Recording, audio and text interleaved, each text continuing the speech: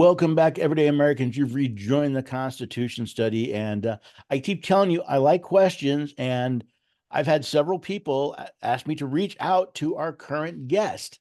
Um, I thought it was odd at first because our guest is from the United Kingdom, but when I started reading his bio and a little bit about his book, I think we're going to have a good time. So I have the Feargus O'Connor Greenwood is joining us from the UK. Fergus, first of all, thank you for taking the time to join us here at the Constitution Study. Oh, thank you very much for the invite. It's great to be here. Again, my audience, several people in my audience suggested I look at you and at your book. So, for those of you who may not be familiar, tell us just a little bit about you and about this book. Is it 180 degrees? Yeah, the book's called 180 Degrees, Unlearn the Lies You've Been Taught to Believe.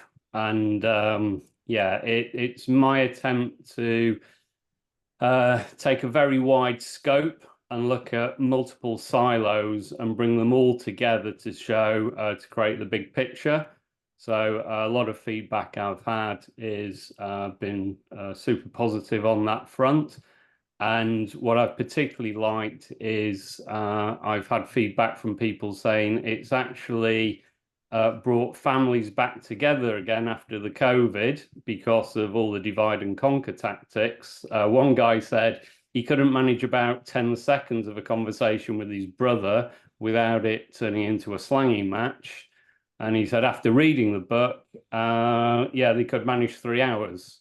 I think because they're brothers, they probably ended up in a slanging match after 3 hours, but hey, that's better than 10 seconds, right? So my background, I did originally did a degree in mathematics, went on to do a master's at Dutch Business School, TS. Worked in the corporate world for 16 years, and then after that went into the small business turnarounds and eventually got around to writing the book. Excellent. I love this idea of the things that we know. I like to say it's not what you don't know that hurts you. It's what you know that just isn't so that really bites you in the backside.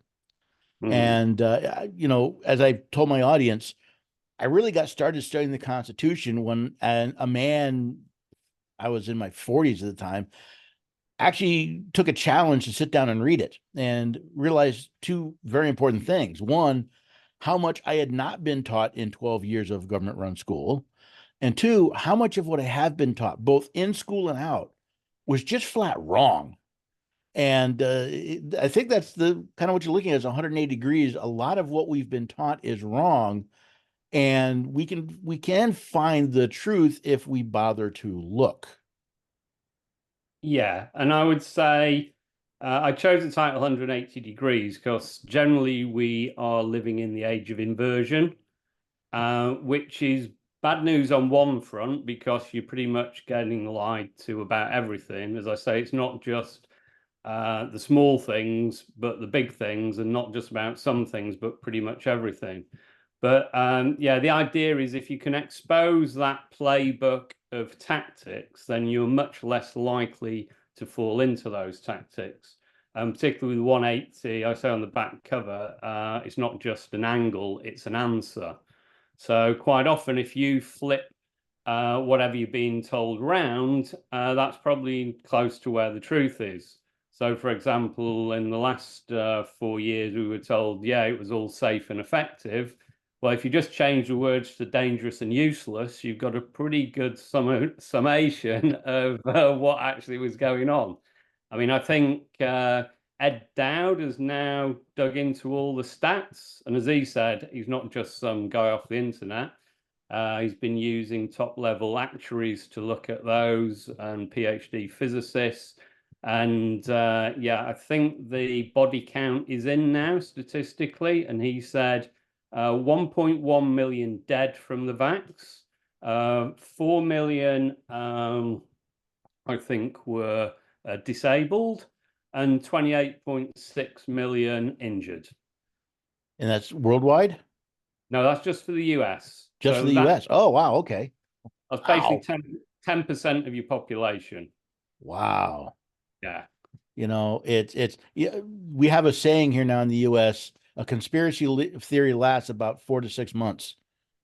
You Yeah, know, I think it's down to 6 days actually now, but depending on the topic. But yeah, he said that yeah, the blood clotting from it was basically the excess amount of this over the normal standard was something like a 25 sigma event, which yeah, it's if I give you an indication, a 7 sigma event is like would happen one day in every 3 billion days. yeah, it's So you can imagine where the 25 sigma is. I think it goes under, it's 130 decimal places, not 9, and is a 1 duo quadrantillion. And as the people who looked into this and said, how unlucky is a 25 sigma event? They said, yeah, we suspect therefore that the estimate of that is on par with hell freezing over. Basically, never happened. So yeah, I've had the pleasure. I've talked to Dr. McCullough. I've talked to Dr. Latulip. I've talked to several people, and the thing I love personally, I love the way Dr. McCullough talks because I describe him as the only man who can speak over my head in a way I understand. yeah, And it's that ability to take these crazy numbers, these crazy facts that most of us have no clue about, put them in a form that we can understand, yeah, and then back it up with data. And that to me has become the big thing. I get people, again, being online, being on the radio, I get people coming up and making a lot of grand claims. yeah, But when you ask them for any evidence, it's like you sucked all the air out of the room. yeah. So I suppose that was one of the aims with my book. Really, was to take what is a very complicated jigsaw and try and put that together in a way that people could see the complete picture. There's also over 1,000 citations in there, which I've put at the end of each chapter. So people can go and, it's a signpost so they can go off and find their own opinion on stuff. I try my best not to tell anyone what to think, but just lay out the evidence in hopefully an entertaining and easy to read manner so that they can decide for themselves. So yeah, it's important that that clarity is brought, particularly when there's so much wrong information out there. There's when I was younger, there used to be a bright distinction between news and opinion. You had the Yeah, news section of the paper and you had the op-ed section, and there was a clear dividing line. And of course, we know we're human beings, that they're going to bleed and they're going to cross, but they tried to keep these separate. It seems like that's gone nowadays. Somebody says something and suddenly it's true. And the questioning, this is denying science, which I thought was actually the scientific process, was science, not simply falling for whatever people say. correct. So I think part of the reason for this is as I refer to like John Grubb's End of Empire, the collapse cycle.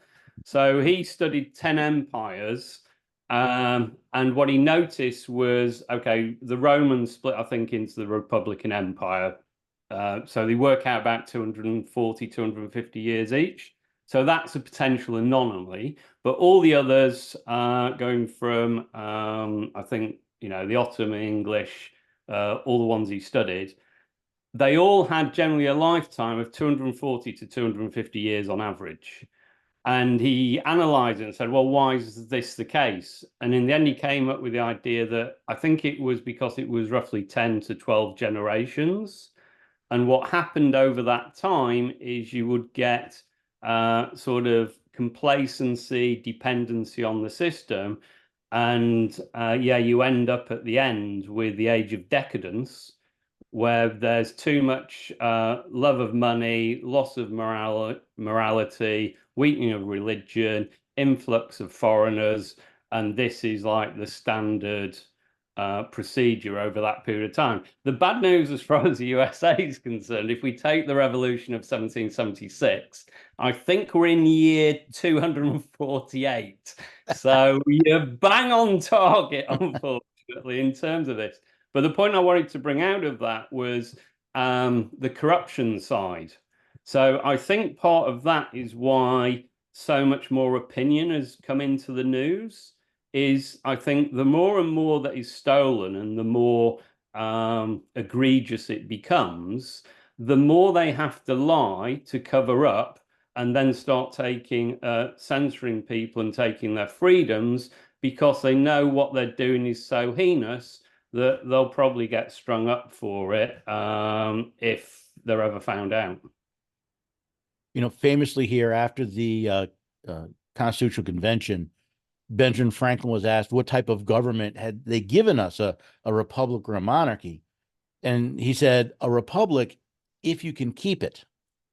Yeah. And that I kind of agree with your point, is that you end up with this building of pressure. It's like, the lies compound and build pressure, and you lead to a lack of faith in institutions, even to a lack of faith of, what are you going to believe, me or your lying eyes, to the point where it just can't stand anymore and it collapses under its own weight. Now, we've talked a lot about things over here in the US. How are things over in the UK right now? I know COVID really beat you guys up pretty good, or I should say COVID policies beat you guys up pretty good. Yeah, COVID was fine. The policies were horrendous. I mean, I always refer back to, I mean, we're in the very similar boat to you, but we don't have the Second Amendment. So you could argue we're in a far worse position because that's there. I always say with reference to guns, it's we have to get out of this binary thinking, of everything's good or everything's bad.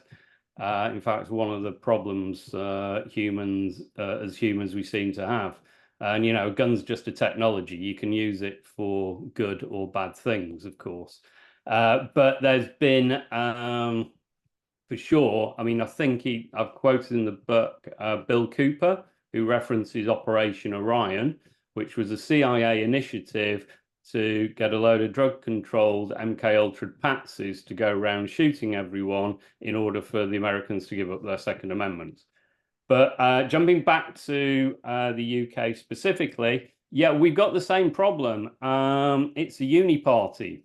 There's no real difference between the two. Yes, you will get some difference in policies and characters, but you rarely get a difference in the overall agenda when the next party comes in.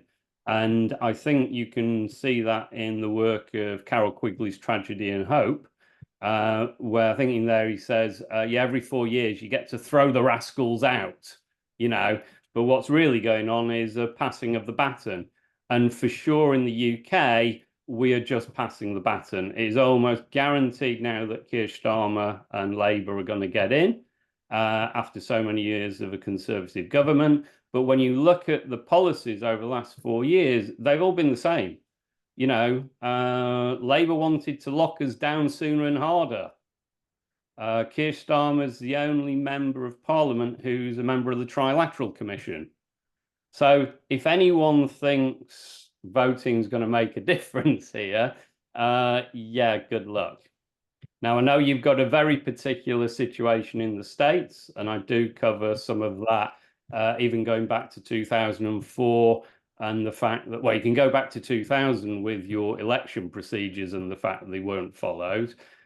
Eugene Curtis in 2004, I think in a House Judiciary Committee meeting, said to the judge that he was asked to write a software program that would flip the vote 51-49.